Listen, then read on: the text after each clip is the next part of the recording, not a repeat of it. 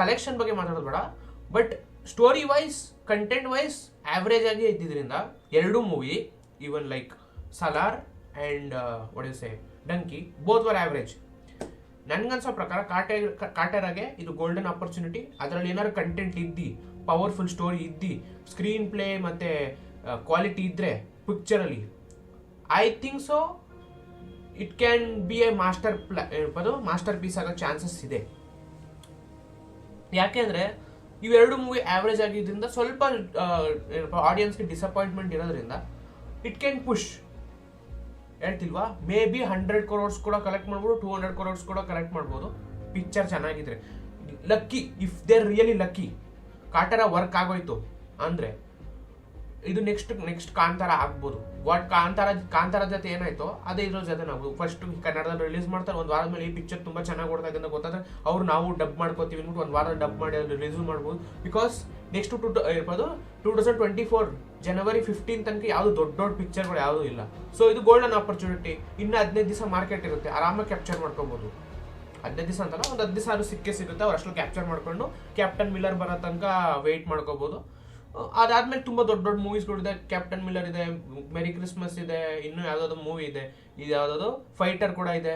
It's there lot of movies are there. So ಇದು ಒಳ್ಳೆ time collection ಮಾಡೋಕ್ಕೆ Kaatera team. They are using their brains. ಸುಳ್ಳಾಗಿ ಕೇಳಬೇಕು, ಅವ್ರು ತುಂಬ ತಲೆ ಓಡಿಸ್ತಾ ಇದ್ದಾರೆ ಕಾಟೇರ ಟೀಮ್.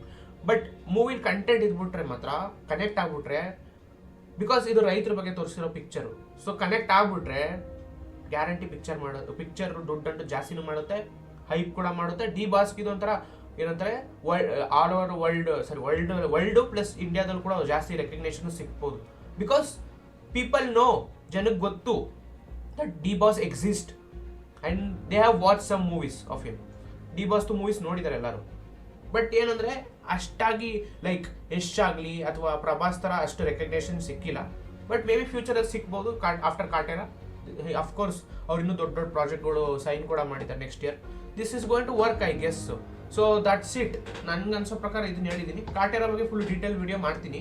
ಅದನ್ನು ನಾನು ನೆಕ್ಸ್ಟ್ ವಿಡಿಯೋದಲ್ಲಿ ಮಾಡ್ತೀನಿ, ಅಥವಾ ಬ್ರೇಕ್ ಡೌನ್ ಕೂಡ ಮಾಡ್ತೀನಿ. ಆವತ್ತು ನಾನು ಇನ್ನೊಂದು ಎಕ್ಸ್ಪ್ಲೈನ್ ಮಾಡ್ಬಿಡ್ತೀನಿ. ಫಸ್ಟ್ ವಿಡಿಯೋ ಅದು ನಾನು ಕಾಟೇರ ಬಗ್ಗೆ ವಿಡಿಯೋ ಮಾಡಿದ್ನಲ್ಲ, ಅದು ಬಂದ್ಬಿಟ್ಟು ರಾತ್ರಿ ನಾನು ಫಸ್ಟ್ ಅದು ಟ್ರೈಲರ್ ಬಂದಿದ್ದಾಗಲೇ ರಾತ್ರಿ 11 ಗಂಟೆ ಆಗಿತ್ತು. ನಾನು ಅವಾಗ ನನ್ನ ಪೇರೆಂಟ್ಸ್ ಎಲ್ಲ ಮಲಗಿದ್ರು. ನಾನು ಅವಾಗ ಕಿರ್ಚ್ಕೊಂಡು ಅದ್ರ ಬಗ್ಗೆ ಅಷ್ಟಾಗಿ ಡಿಸ್ಕಷನ್ ಮಾಡೋಕ್ಕಾಗ್ತಲ್ಲ. ನನಗೆ ಅದು ನೋಡಿದ ತಕ್ಷಣ ಏನು ಅನ್ನಿಸ್ತು ಅದನ್ನು ಮಾತ್ರ ಹೇಳಿ, ಅದಕ್ಕೆ ರಿಯಾಕ್ಷನ್ ಅಂತ ಮೆನ್ಷನ್ ಮಾಡಿ. ನೆಕ್ಸ್ಟ್ ಬೆಳಗ್ಗೆ ಎದ್ದು ಇನ್ನೂ 15 ಸರಿ ನೋಡಿದ್ದು ಏನಕ್ಕೆ ಅಂದರೆ, ನೀವು ಹೇಳ್ಬೋದು ಇವನೇನು ತಿಕ್ಲ 15 ಸರಿ ನೋಡ್ಬಿಟ್ಟು ಅರ್ಥ ಮಾಡ್ಕೊಳ್ಳೋಕೆ 15 ಸರಿ ಬೇಕಂತ.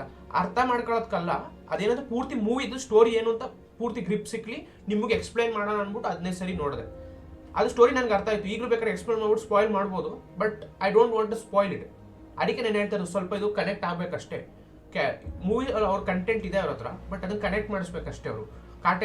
ಕಾಂತಾರ ಥರ ಕನೆಕ್ಟ್ ಮಾಡಿಸ್ಬಿಟ್ರೆ, ಹೆಂಗಾರು ಮಾಡಿ ಜನಕ್ಕೆ ಕನೆಕ್ಟ್ ಆಗಿಬಿಟ್ರೆ ಆಟೋಮೆಟಿಕ್ಕಾಗಿ ಎಲ್ಲರಿಗೂ ಮೂವಿ ಇಷ್ಟ ಆಗುತ್ತೆ. ಅಷ್ಟೇ ಅದ್ಬಿಟ್ಟು ನನಗೆ ಕನ್ನಡ ಬರಲ್ಲ ಅಂತಲ್ಲ. ನೋಡಿ, ಎಷ್ಟು ಚೆನ್ನಾಗಿ ಮಾತಾಡ್ತಾ ಇದ್ದೀನಿ, ಕನ್ನಡ ನನಗೆ ಚೆನ್ನಾಗೇ ಬರುತ್ತೆ.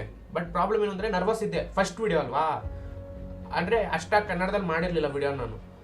ಸೊ ನರ್ವಸ್ ಇದ್ದೇ ಇರುತ್ತೆ ಫಸ್ಟ್ ವಿಡಿಯೋ.